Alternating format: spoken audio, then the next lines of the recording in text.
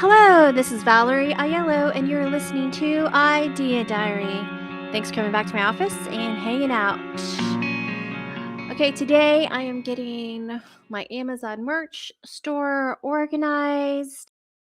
I do I really like Amazon merch as far as a print on demand company. I feel like it's really it seems so seamless. The people order without feeling like this online store looks shady and weird. I don't have to put my credit card into the system. Whereas if you do kind of print on demand similar ways with Gooten or Printful or these other companies that say, I think you might be able to go direct on some of them, but for the most part, Print Printful and Gooten, you connect, say, an e-commerce store that you're working with, like a Shopify, and I don't understand how it's necessary to have a middleman.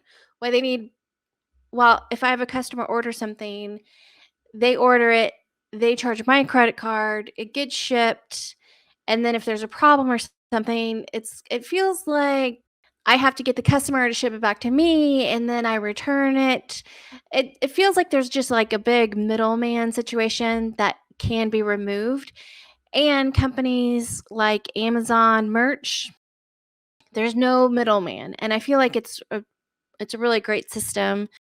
There are some similar companies that do that, like, Teespring, which I think they have changed their name to just Spring, and, there's a couple of them where they're kind of artist-focused, print-on-demand type of stores, where it's not really a you don't have an individual look necessarily.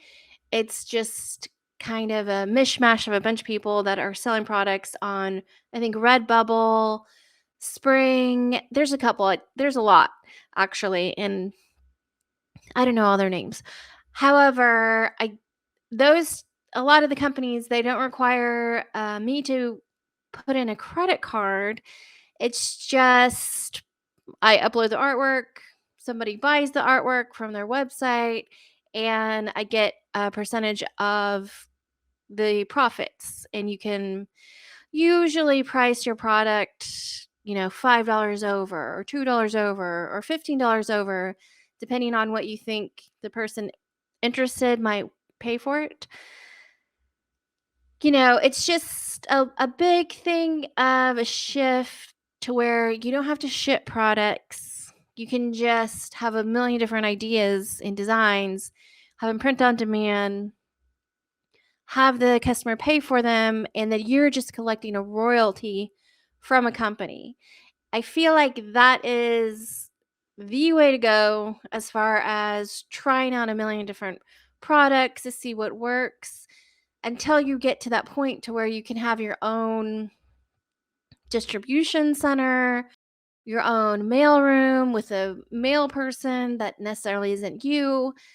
I think the Etsy days, I think I don't think that it'll ever go away, but I think because it is so successful having small creators being profitable and being able to sell 5,000 a year, 10,000 a year, 20,000 a year plus, I feel like there's just a lot more solutions of distribution companies and different ways to be print on demand and to make it a lot easier so you don't have to invest a bunch of money in starting a business. You can just start trying things out.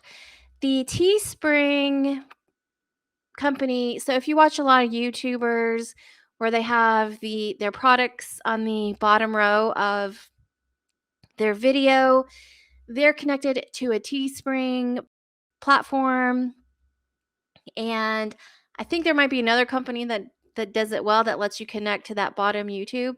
So people can be watching YouTube and they can buy a t-shirt or a pillow or a coffee mug from your own merch line that you've uploaded, and it's kind of a unique, I don't know, merch item kind of like if you had a concert and you had your merch table. Well, this is that, except you're a YouTuber and your merch table is online and instant.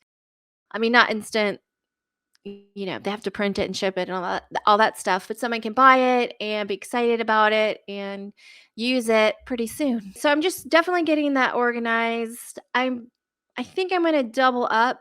I'm going to pick one platform. So I'm definitely going Amazon merch as much as possible. They did just have t-shirts and pop sockets and hoodies. I think they're growing a little bit more and adding more products and diversity to what their print on demand store has available. So I'm gonna keep going the Amazon route because I feel like there are a lot of shoppers there. And if you could get a total stranger to buy one of your products on Amazon because you've listed it, you've titled it the right name, it's the right design, and enough people are searching for it, I feel like it's a winner. I almost feel like it's a retirement plan. If you could get really great at Amazon merch and you have some classic designs and classic products, I feel like as long as it exists, it could be constant income forever.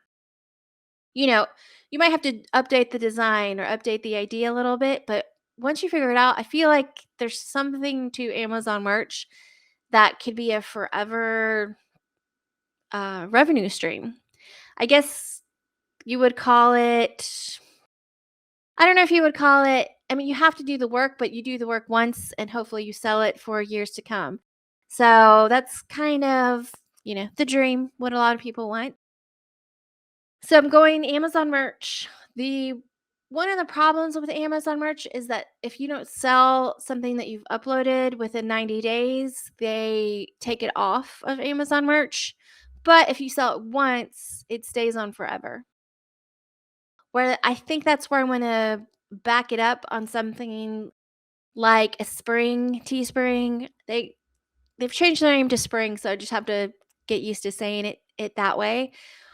But I think I'm gonna double up and have a second store on Spring because that will last forever and it doesn't cost any money. I don't think it'll affect, SEO or anything weird like that.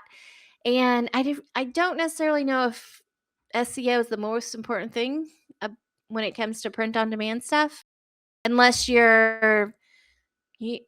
picking Frenchies and you've got to make a lot of Frenchy stuff and you want that Frenchy stuff to be on the front page of the Google search or whatever search engine you're using. I think there's a time you'll know when you need to upgrade your SEO when you have a bunch of print on demand products. I'm working on my store, which is a goal party, goal brand. You know, it's a brand focused on self-starters and goal getters and trying to make products that people like me would want to buy. And I'm I'm doing it through a Shopify, but I love how easy it is if somebody buys something through Amazon and I don't have to do any work. It's on Amazon, it's there and so easy. I'm still trying to figure out, do I want to commit to a Shopify and deal with the customers one on one, or do I want to find some loopholes and find some random things that I can sell stuff with other platforms connected with the customer? I know that's probably making marketing people cringe that I don't really want a direct relationship, but I love the simplicity of just royalty checks. It's pretty nice. Doing the work and getting a royalty check is amazing. So, I don't know, that's just it was on my mind today because I was making some products for my spring store, and I guess that's just what came to mind to talk about today. So, thanks for hanging out, and I will see you on Monday. Thanks. Bye.